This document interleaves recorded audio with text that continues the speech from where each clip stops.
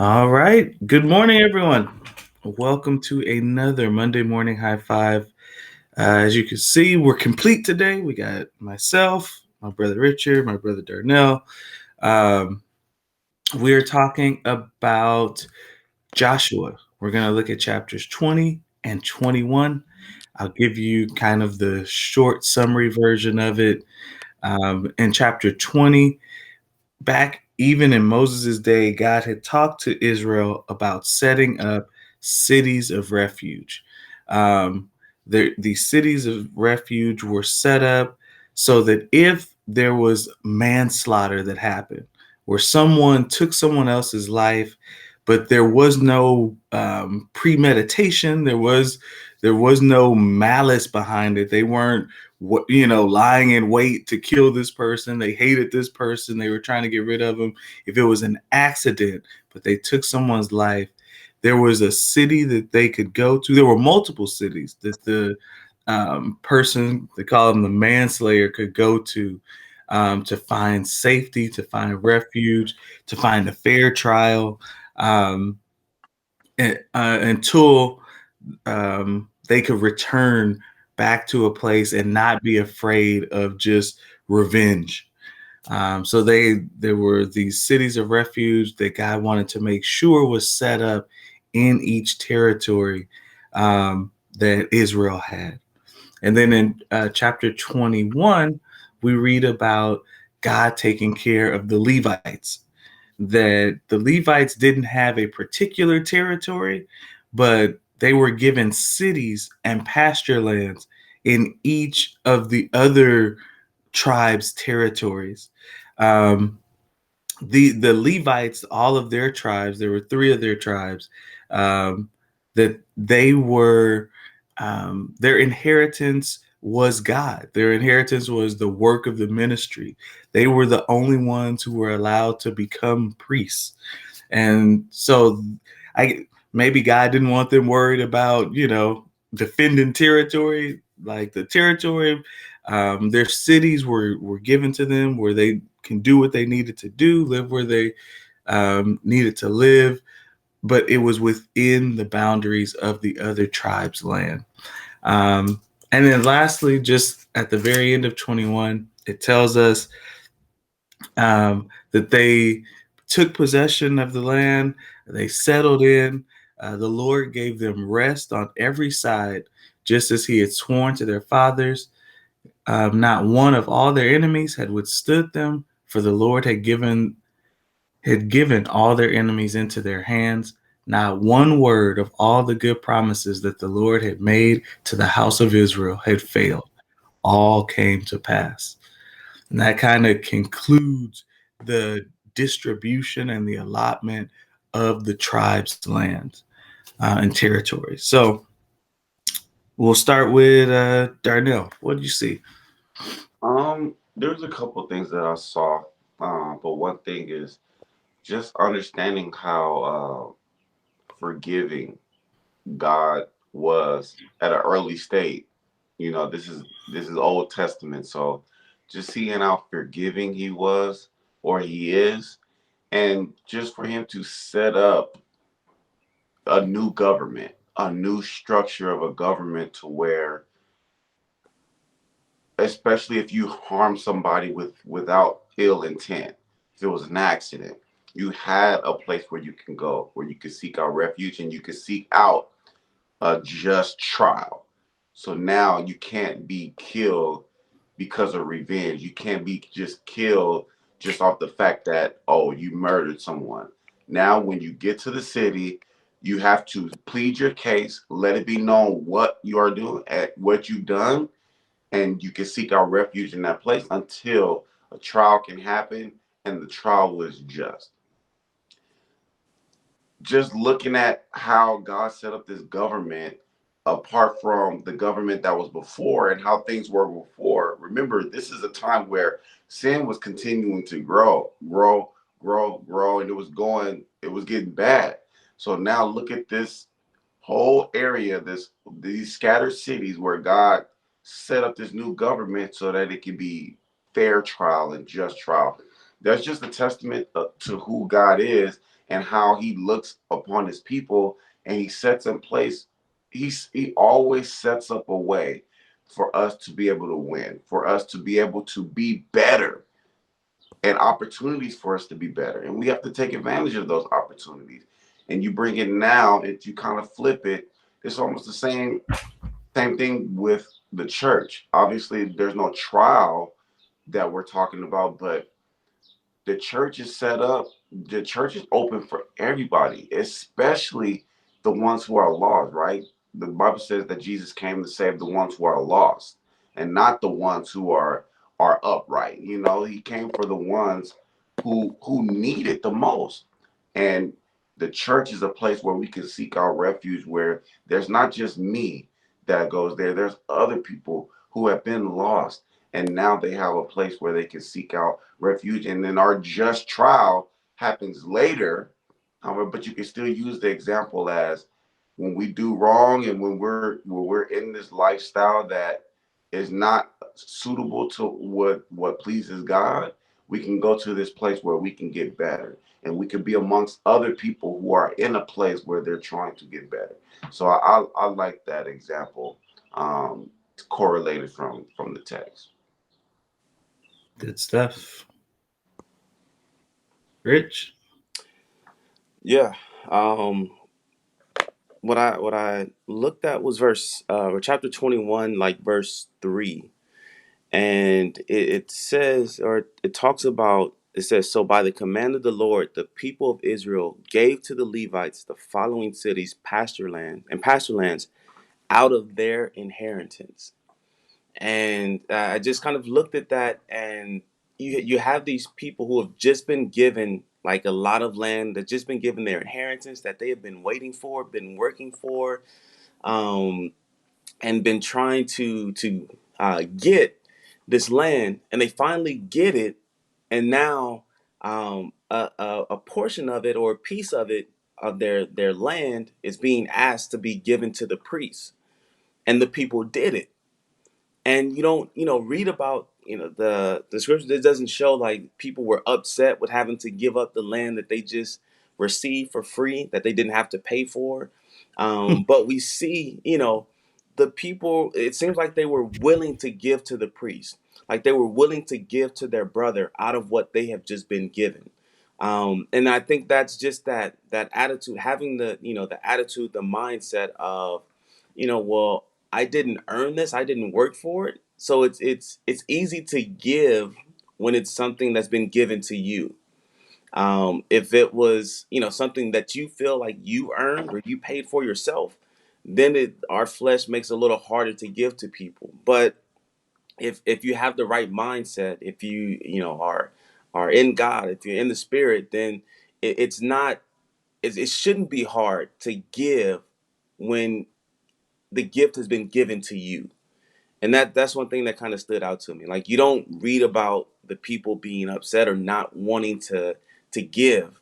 You don't read about them wanting to be stingy and just hold on to things like, no, it's mine. Like, I don't want to give it away. Like, I just got it. Like, why do I have to give them part of it? Mm. Where's their land? They should have their own land. Like, you don't hear kind of that back and forth. Like, I'm not sure. I'm not saying they didn't have those feelings, but what we see here is the people willing to give what has just been given to them to others. So I think that was a good principle to that we can in that we can apply to our lives, like things that God has blessed us with and given us, like for free. Like, are we willing to give a piece of that, to other people, or just are we willing to give a piece of that back to God? And I just think that's something we can apply to our life today. Yeah, good. And I mean, that really was the reality of it. Like, the Levites worked for God. And Yeah. so you giving it to them, you were basically saying, I by giving to the Levites, you were supporting God's ministry. You were supporting God's work. So yeah, no, good point. Good point. Um, for me, I just that the tail end of 21 just really kind of stood out to me, specifically just that last verse 45. It says, not one word of all the good promises that the Lord had made to the house of Israel had failed, all came to pass. And we were talking before we start recording, like I can't imagine that in all the time that passed between God promising this land and them actually taking possession of it, that along the way there were some days where they just thought, I don't know if this promise is coming to pass. I'm thinking specifically, Joshua, Caleb, they had seen the land and then had to leave the land and had to wait 40 more years for the land. I'm sure there were some days where they were just like, I mean, we did have our chance. We God said go and we didn't go. I don't know. Like if he chose not to give us the land, we couldn't complain because he had fulfilled his promise already. Um I'm just, I was just looking at it.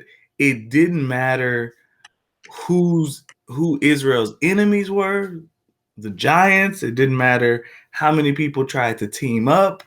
None of that mattered because that, this is not one word that God promised didn't come to pass. Like that's how powerful God's promise is. Mm-hmm. And I think even for us today, the principle is still real. It's still that powerful that whatever God promises, even today, not one word. Like that's a crazy powerful phrase. Not one word. Not like, hey, well, look, I had to make some alterations, but here's basically the land. Like, no, not one word. Like, I told you I was gonna give it to you. Look at where you're standing. I think like there's a song, Maverick City Music, where he says, standing in the promise, like surrounded by your goodness, like just you can't even imagine what that must have felt like. Just like, man, like it as far away as it probably seemed at times, like not one word failed. It all came to pass. Like, look at us. Like, I didn't think we'd be here. Did you? Like, but here we are. Like, look at us. It's just crazy. But yeah, I these stories are there to remind us of both, the good choices that people made and the bad choices that people made, to really give us lessons and inspiration to really trust God. That in spite of all that Israel did, where God could have said, yeah, we're done. you and me, like, we're done. Like, you done. Not one word that he promised failed. So yeah, I don't want to start shouting. And Right now, take a lap. I'm gonna go pastor. You take a lap.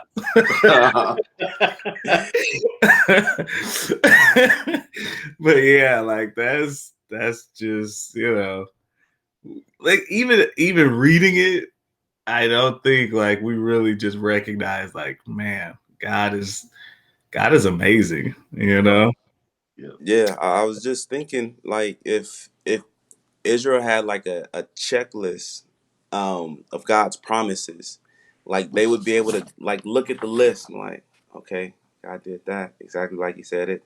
Yeah, exactly like you could just go down the list and like you would be able to say like everything has happened exactly as it was promised. Like going through this list of what was promised to us, and I'm going through and everything is exactly like it said.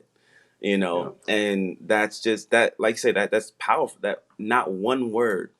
And I just like Googled like the Bible, how many words are in there, and it's like 700,000 words. But even with that, like not one word that God has promised in His Word, like it is false or is not gonna happen. Like So true. all those words like are going to come to pass. They're gonna happen. They are true. And Yeah. that's a testament, like that's a statement about, God. And Yep. yeah. Yeah. No, I mean, I I think just the difference between when they heard the promises where they were, Hmm. and then when they are looking back at it, like I'm like you look at some of the promises and you just go, well, we're slaves. What do you mean we're gonna have like our own? Like we're gonna defeat all of our enemies? We're gonna like what? That probably sounded like so ridiculous, you know. But even though it took some time on their part, and part of it was just built into the process, Hmm. like every word, not one word. Now, God didn't miss nothing, you know. So, yeah. Yeah. Anything else, guys? Like we could spend Go a on. long time talking about that. Like Right. because that's a crazy idea of like, but yeah. Okay. Well, you sure? Nothing else? I'm I'm good. good. Good. All right. Thank you all for joining us. We hope that you are inspired. That we hope that you really lean in, really embrace what God is saying. Um, Even in these Old Testament, stories that we're reading about in the book of Joshua, even in this, well, this tribe got land, that tribe got land. It doesn't seems kind of dry. It seems like, well, what are we going? But even in that, like the very wording, the way we can look back and just see God's goodness, it should cause us to be inspired. It should cause us to recognize. I love how Richard said it. Even us today, if God has made you a promise, if there's a promise in His Word, all we read about in Revelation, we look and we go, "How is that going to happen?" What? Number one, what? And then number two, how is that going to happen? Yeah. But every word that is written in this book and all of the books, it's gonna happen. It's Gonna all happen. gonna come to pass. So Always. yeah, we hope that you are made better by the morning high five. We know we definitely it causes us to like really look at God and appreciate Him more. So yeah, leave us a comment, say good morning, whatever it is. Just let us know that you're out there. We appreciate you. And if God says the same, we'll see you again next Monday.